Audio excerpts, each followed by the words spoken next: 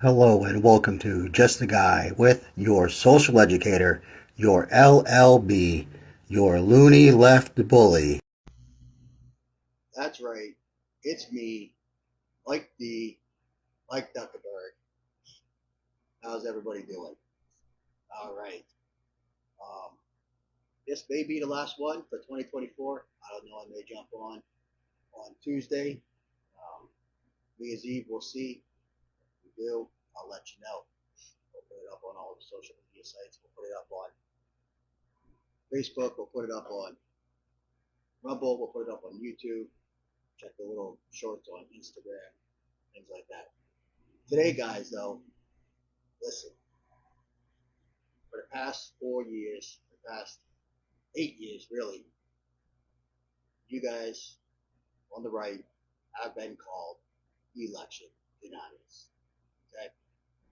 So, going all the way back to 2020, you guys have, so it's just 4 years, sorry.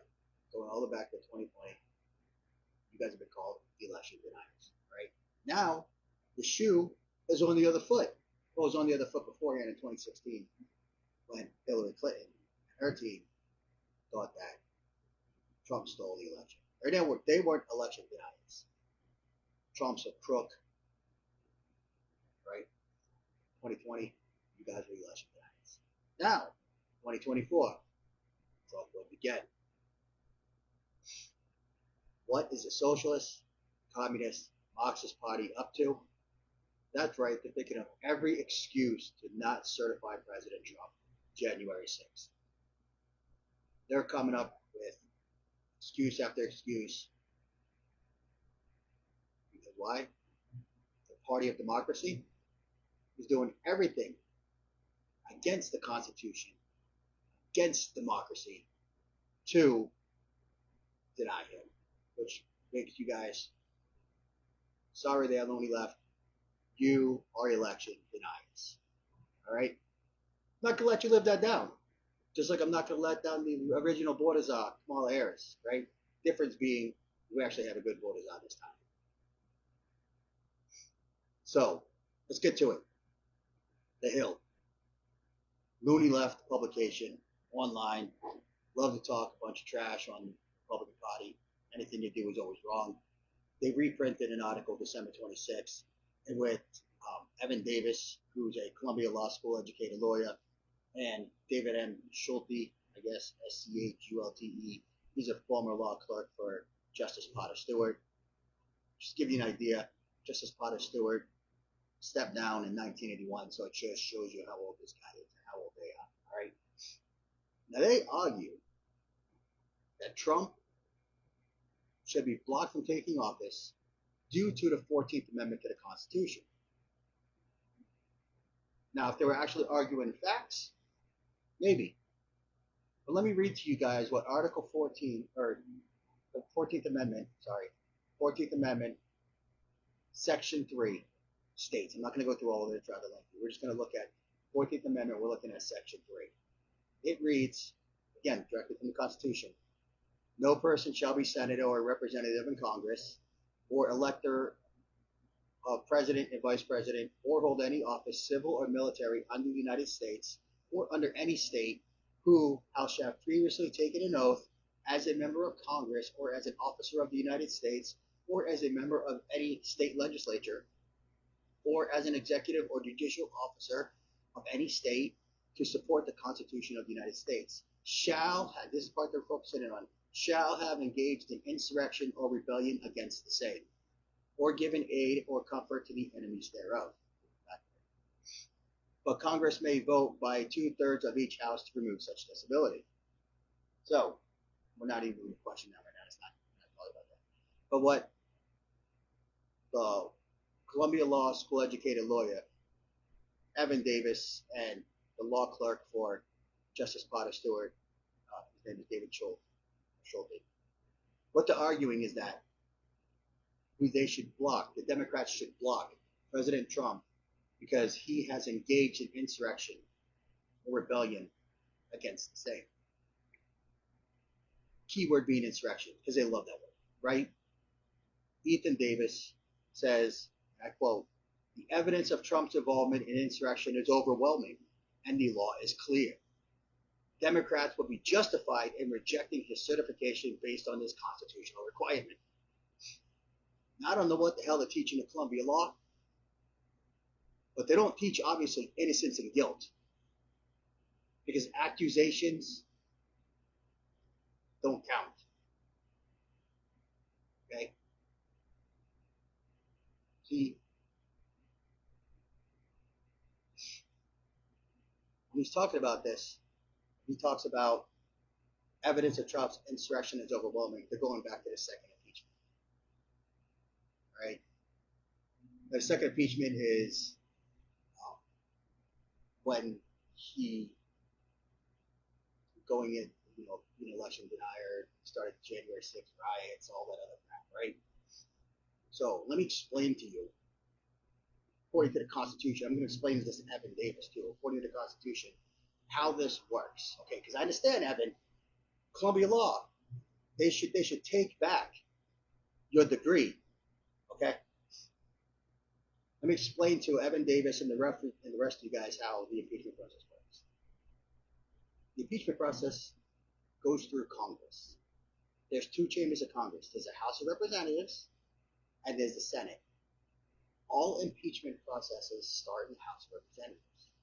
Basically, all they're doing there is they're gathering evidence and taking a look at the evidence as accumulated to the indictment, to the impeachment. Okay. Once they collect all the evidence, they then vote. Based on this evidence that we seem to have, can we move forward and impeach him? As long as they get a majority rule, 50.00001%, they can go ahead and file articles of impeachment, and your president is impeached. Okay. Now here's the other half that Mr. Davis seems to forget about here. The Senate is what rules the guilt or innocence based upon those charges of impeachment. So yes, you can be impeached and not be found guilty. Just like you can be indicted in a court of law and not be found guilty. Just because somebody has an indictment against you doesn't mean you're guilty. Okay? You can indict a peanut butter and jelly sandwich if you really want to. Don't believe me, ask my lawyer friends. I'm not saying to do it, just saying you can. So here, the articles of impeachment and filed, President Trump's impeached, goes to the Senate. This is, again, where they're going to determine guilt and innocence. Senate then has to have an actual trial where they hear both sides of the case, not just one like the impeachment process was. Now, once the trial is over, they move to vote. You have to have a supermajority, 2/3 of the senators, to find guilt or innocence, or find guilt, right? In this case, Donald Trump was acquitted, found not guilty of the impeachment or the insurrection. So let me explain that to you again there, Mr. Law Professor Eric Davis. He was acquitted, which means he was not guilty of the indictment, which means he was never found guilty of an insurrection. I don't know, I've never gone to law school, but I'm pretty damn sure that guilt and innocence goes a long way if you're trying to enforce the law, right? So therefore, shall engage in insurrection or rebellion against the same, he was found not guilty. So therefore, he didn't engage in insurrection or rebellion against the same. Okay? So, can't do that. Another thing they're talking about is they cite the Electoral Count Act, which basically what that does is that lays out procedures for disputing the results of a presidential election. Okay? That's all it really does. So they're saying now this allows Congress to reject electoral votes from states where candidates are constitutionally disqualified. So any state like Colorado and Maine and whoever else that didn't want President Trump on the ballot, we're saying that if President Trump won that state, that his electoral votes wouldn't count. So that went, it's fine. What they did in about 3 different states. Here's the problem. The Colorado one, when they tried to take Trump off the ballot, was held up in the Colorado Supreme Court. But when it went to the U.S. Supreme Court, listen, the U.S. Supreme Court unanimously. I know it's a big $10 word for some of you Looney Left guys out there. All right, listen. Unanimously means all 9 Supreme Court justices voted this unconstitutional. Trump's name goes on the ballot. Trump's electoral votes then count. That's right. So then again, these 2 law professors or clerks or whatever they're going to, one's a law professor, one's a clerk, right? I guess maybe when the Supreme Court says something, I guess that's not valid. I don't know. This guy's a Columbia lawyer. This guy's a law clerk for a Supreme Court justice, for crying out loud. You would think him of all people would know that, right? Then they also make admissions to the January 6th committee, which, as we're seeing, I went over in depth a lot of that. The committee itself was not bipartisan at all. The committee itself was hiding things, encrypting things, losing things, bringing up false pretenses, just flat out lying. It looks like there was witness tampering from Liz Cheney. I mean, that was just a circus show. So January 6th investigation means absolutely zero, nothing. And in fact, I believe some people are going to be going to jail because of it. And if the Republicans have any cojones, you're going to put some of these people in jail. That's right, I'm talking to you guys, the ones that's taken over in the 119th Congress.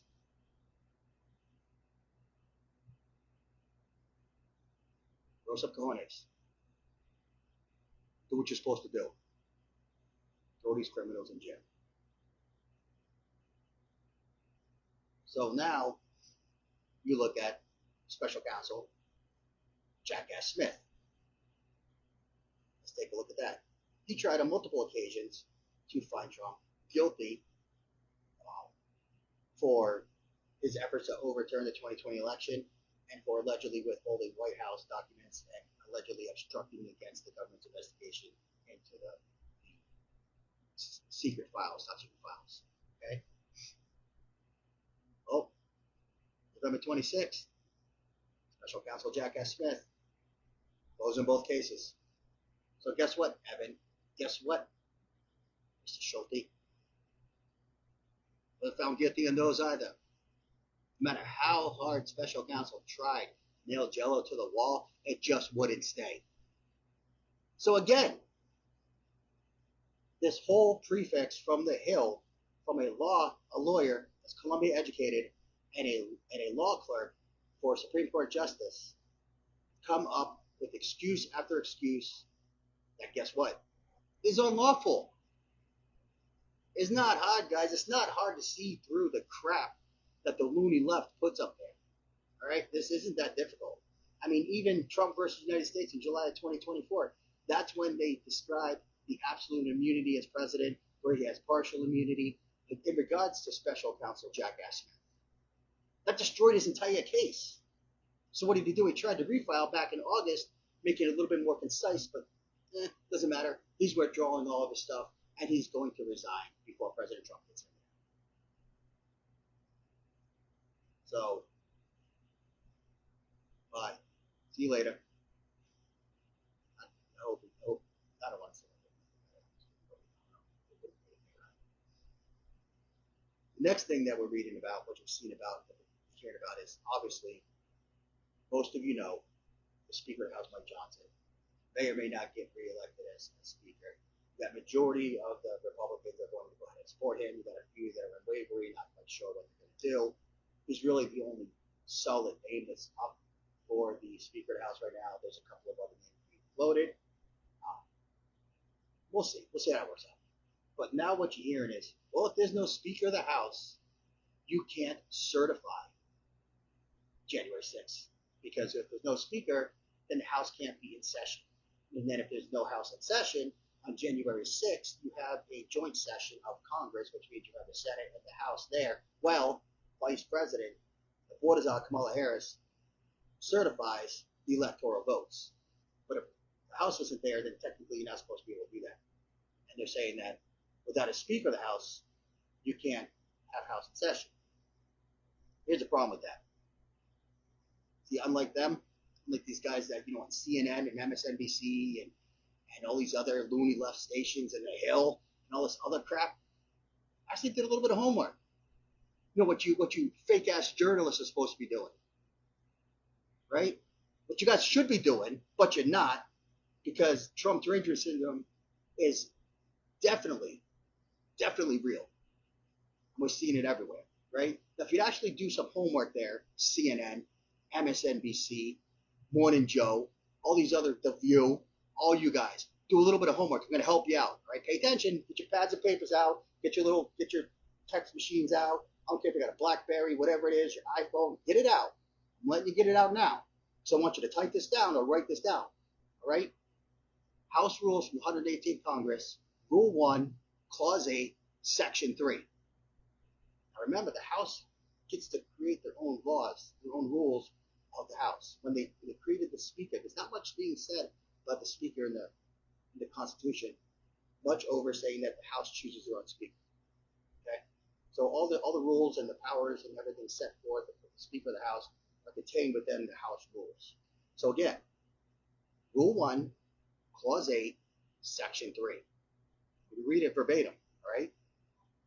When the office of the Speaker is vacant, so the Speaker of the House, when the office of the Speaker is vacant, the member acting as the Speaker pro temp under Rules 1, Section 8b, so in absences, whether they're going to be getting an emergency surgery or they're just not going to be able to make it, or whatever the case may be, you can actually assign or vote on, designate a Speaker pro temp. And when the Speaker is vacant, in other words, you haven't elected a Speaker yet, so you had a Speaker, you no longer have a Speaker, so you have a vacancy, right?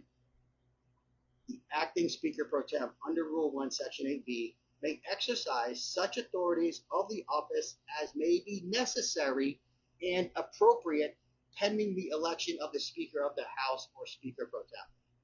So let me read that again. May exercise such authorities of the office as may be necessary and appropriate. So in other words, when the Speaker, the House Speaker's office is vacant, the Speaker pro temp steps in and acts as the Speaker of the House, as long as they have such that authority and necessary appropriate powers. So as Speaker of the House, they can call House to session. Well, guess what? Even if Mike Johnson's not elected Speaker of the House and you have a Speaker pro temp, so basically they're just filling in until you actually have a Speaker of the House, that Speaker pro temp can call Congress to session. So guess what, Looney Left? You're lying again. You're lying again. Because the Speaker pro temp can call Congress to session so that way they can sit there January 6th in the joint sessions while Kamala Harris, the Bordazar, certifies President Trump as president. See, guys, it's not hard to defeat the Looney Left when you actually have facts and you actually do just a little bit of homework. That's it. You ain't got to do a lot. Just do a little bit of homework. Because that Trump derangement syndrome is so strong, they don't think. Okay? So all you got to do is just a little bit of homework, and you're going to realize that 99.9% of the crap that comes out of their mouth are lies. Right? Looney Left is gone. Okay? And I just want to follow up. I try to end each episode with a little bit of positive news, right? All that's positive because I look good, right? Now know that the Looney Left isn't going to be holding up the January 6th certification of President Trump. Okay? But I want to go into a new Gallup poll that was just taken here recently. And this is post-election. And what they did was they wanted to take a look at how President Trump is handling his second transition as compared to his first. So overall, 51% of Americans support Trump handling of the transition. which is up from 48% in 2016. Only 44% say they disapprove. Of the Republicans, this year, 97% say they support the way President Trump is doing this, as compared to 86% in 2016. Independent voters up very, very slightly, only up 1%. In 2016, it was 2016 it was 46%. In 2024, it's 47%. So he's gaining overall approval in the way he's handling this guy. Okay? And a lot of this, I think, has to do with the appointments that he has in RFK,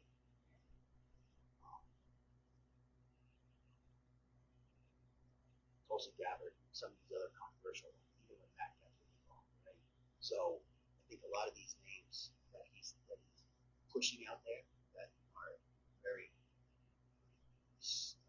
dangerous for the left scares them, right? And even Doge, Vivek Ramaswamy, and Elon Musk, I think, really elevated Trump's approval ratings. Okay, so I think that those are all very, very big news that he's got in his show. Okay? So he's on the right direction. I don't agree with everything he does, but he's definitely on the right direction. Again, guys,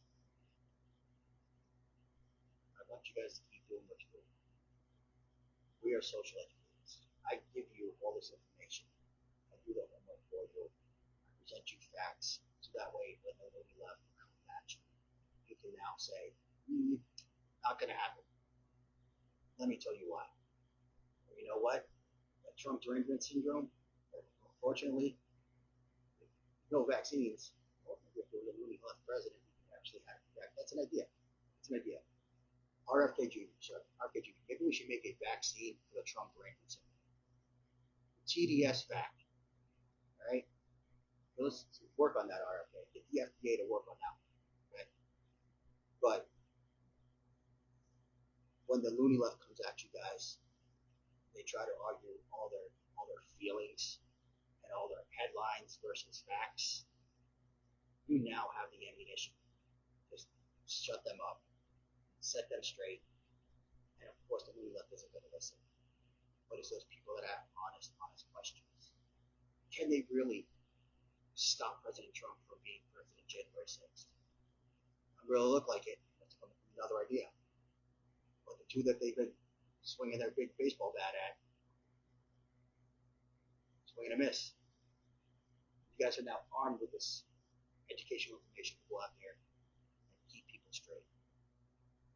I give you all that. I want you guys to continue doing what you're doing, guys. It's amazing. We've seen a country go conservative, we've seen a country go red, That's all due to people like you out there watching. They're doing what you're supposed to be doing. Be a social educator outside just for that. Keep doing it, guys. It's working. Let's keep America great again. Let's keep America safe again. Going into the new year, I just want to say Happy New Year to everybody. God bless you all. Give God His grace in 2024. Give God His grace in 2025. Doesn't matter what you're facing.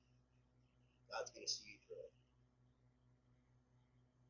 As always, love each and every one of you. We all pray for you.